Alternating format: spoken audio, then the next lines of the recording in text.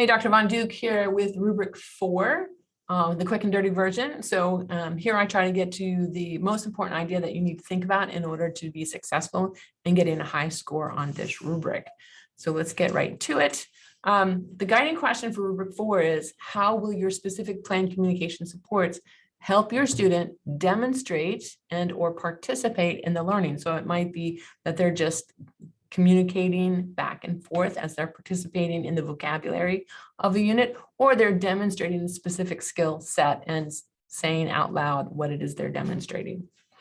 Rubric 4 relates to other rubrics because this is a very useful one for you to spend some time on, because in rubric 4, you're going to be asked to provide evidence of how your support helped your focused learner to use that communication skill. And just so you know, that evidence will come from your task 2 footage, where you will have recorded how you supported the student, and then you'll select a timestamp from that video and use it as evidence for your task 14. Very quickly, I'm Dr. Von Duke. I'm a professor of education, and I'm a certified EdTPA Pearson Portfolio Reviewer. I've been doing this for some time now, and my goal here is to make explicit what I think is very ambiguous and therefore very mentally taxing at a time when you're likely to be very busy in your life. If you need more than this sort of quick and dirty support, you see I have a link tree there. I have a course, it's $20 on Teachers Pay Teachers. It's really, really comprehensive. It goes through each of the 15 rubrics in great detail and walks you through. And then I figure if I'm giving it to the public, you shouldn't have to pay as if I was giving it to you singly, right? The idea is that by going public with a course, many people can access it, and hopefully my value will come over time, and I'm not trying to extract it from each and every person, which seems to happen sometimes. And I also have a consulting service, so all of that is there. You can find me there should you need it. All right, so let me tell you what's important here about rubric 4. You're going to name a communication skill. You're going to name your specific supports that should be in your lesson plans. If they're not, go back and add them in. You're going to talk about how that helps, your support helps the student either participate in learning or demonstrate the learning, and therefore how it relates to the learning goal.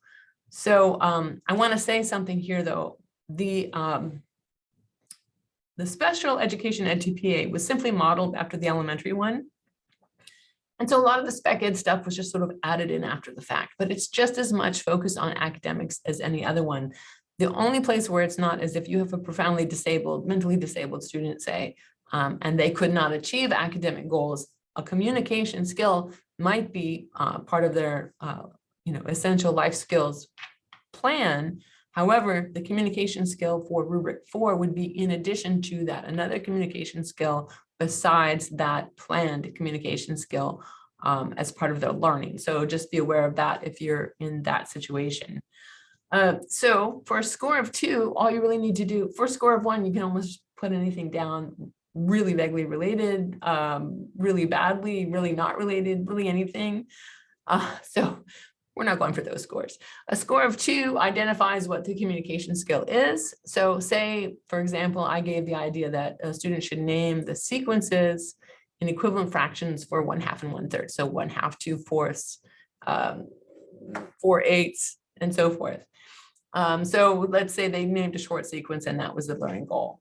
Discuss how you're, for a score of 3, now you're going to add to saying what it is, to discussing how your support helps the student use the communication skill. So, but it can be kind of general, right? So I'm going to use the example of modeling with fading. So say the teacher is saying the equivalent fractions and pointing to them and has them say on cards or constructed on a mat. And then the next lesson, the teacher is just pointing, and the final lesson, the teacher is listening and just affirming that the student said it or didn't say it, okay? So that would be a way to support the student in the use of that communication skill towards that learning goal. But let me give you an example of a failure to get a 3. So it looks like you're supporting the student, but you're not. So the student, say the goal of the communication skills, the student must say beginning sounds, and then she's asked to roll a dice and pick up a card and say the beginning sound. But picking up that card doesn't help with saying the sound. rolling the dice and picking up a card might motivate the student and engage them in the lesson, but it's not supporting the communication skill in particular. So just be aware of that the difference between supporting the use of the skill and motivating the use of the skill. For a score of 4, the qualitative next step here is that you're first of all going to talk about how the skill specifically supports the student in the learning task and demonstrates the skill. So that's 2 things. It's more specific than 3, and it is more specifically related to how that communication skill helps that student to acquire, obtain the learning goal. So to be more specific about my example for the score of 3, by modeling that I'm helping the students keep a sense of order in the equivalent fraction sequence that they're reading. So my modeling and pointing helps the student not struggle with where are they in this stream of equivalent fractions. What should they focus on before they speak? And then it also helps them to memorize the skill, right? So by saying it out loud, the student is beginning to memorize the equivalent fraction skill sets, something that will be useful for them later when they're doing other math, being aware of equivalent fractions. And then for a score of 5, you got to show maintenance or generalization and so forth. I'll show you that next. But the goal of getting a 5 is that you can bank points. So assuming your filming doesn't go well, or your assessment doesn't go well and or you're just running out of time or what have you, you can bank a lot of points in task 1. And even if you on paper fail task 2, if in general your portfolio passes your minimum score requirements, you've passed. So that's why I really recommend that people try to bank.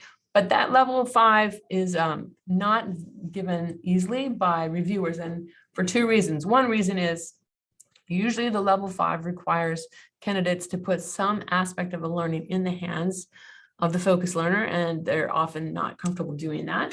And secondly, there's that specificity. You have to obtain all the rubrics before, and you have to add on this this next layer of specificity. So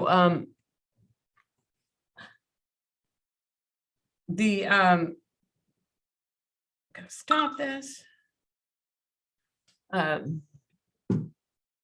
So to maintain the skill, you can stop the screen here and you can see that what it means to maintain a skill, what it means to generalize a skill, and what it means to be self-directed, and some suggestions for each. You just have to pick one of these, definitely not all of these. I would just say for the maintenance activity, be careful that you're specific about how that student, the time schedule for them to maintain that activity. And I want you to be aware that if you're having a field experience with students and you know you're not going to see them at the end of the year, don't feel bad that you're putting a maintenance activity in there that you're not going to be able to make good on with that specific student, because the point of the EdTPA is to show that you know how to plan for this, not that you have done all this. Remember, this is not a documentation or a follow-up or like a catch you on did you teach in all these ways specifically, and can you document everything that you did, and are you going to follow through? That's not what this document is for. It's just more like legal proof that you can take proper teacher steps and that you can give evidence or show knowledge for the steps that you should take for a good lesson to occur. Should you need further help, again, you can find me on my link tree there, and I appreciate your time today, and I look forward to seeing you at the next rubric.